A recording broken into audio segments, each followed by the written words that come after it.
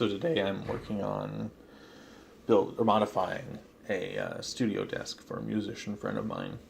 Right here I'm lifting up the MDF on my workbench so I can start cutting it out. It's a little heavy, a little awkward. It's so big, bulky, but I was able to get it. Here's one of the table legs that was already there. Leg support, whatever you want to call it. I'm making two more so that way I can have a flat top, and then on either side of the flat top there's going to be spaces for equipment to go. So here I am tracing out the leg design, and there you can see my nice traced lines, and I'm starting to cut now. It cut a little bit easier than I thought it was going to. It just took some time though.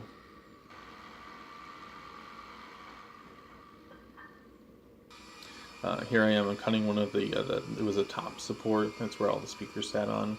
I'm going to modify it to use as the front brace. And here's going to be the back brace. I'm cutting it out of MDF. And I'm just measuring things up to make the final cuts. Here I am. The legs have this shell on it, because that underlaminate material, and the shell is really hard to drill through. So I was poking holes in it first. I made a mistake here. I didn't realize the support was holding it on the table. And here you can see that drill's pretty easy once you get those holes in the shell. And of course MDF drills pretty easily on its own.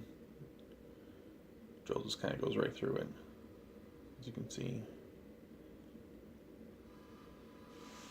Yeah, I was pretty excited about this project because this project is it's my first paid project. So I was pretty excited to go out to the garage and keep working on this. Here I learned that MDF is very easily routed. It kind of just turned to powder, and this is me putting the flat top table together. I just put screws and everything, glue underneath the screws so it all holds up. And now I'm staining the plywood. That stain, it's a red mahogany stain, and when it first applies, especially to plywood, it's very purple. You'll be able to see that in a second and see how it's pretty purple in color. So that made me think I need to have the legs and the back support red and blue. So here I'm painting it, the legs blue, to kind of make that subconsciously whatever pigments are in that stain to make it purple when it first comes out, because it turns out brown, like mahogany, but deep down there's purple in there somewhere, so red and blue will really complement that. And here we are. I got all the cuts and all the painting done, so I just need to assemble it back up. So we're assembling, and the two guys in the background are pretty excited about it. They're the one is who hired me to do this, and the other is also a musician, and they're very excited about what they're going to do with the new space they have on this desk. So here we're deciding where it's finally going to sit. So we're going to move it before we start screwing everything back in. And things are starting to come together now. You kind of see its final shape.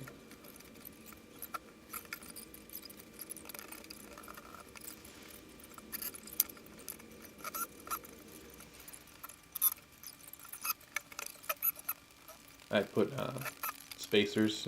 I cut little 19.5-inch pieces of pine out.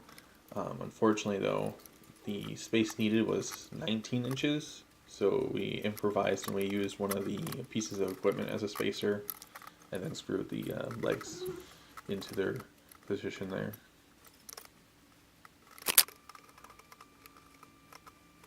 Alright, here we're just putting on the speaker supports. We did have a little mistake here. One fell. You're about to see it. Shoop. Everything fell off. That's fine. We got everything picked up. They were a little bit smaller than what I really wanted, but I cut one too small. And, you know, the old saying, cut twice. Measure twice, cut once. And we're about done here. About to see a final look of it.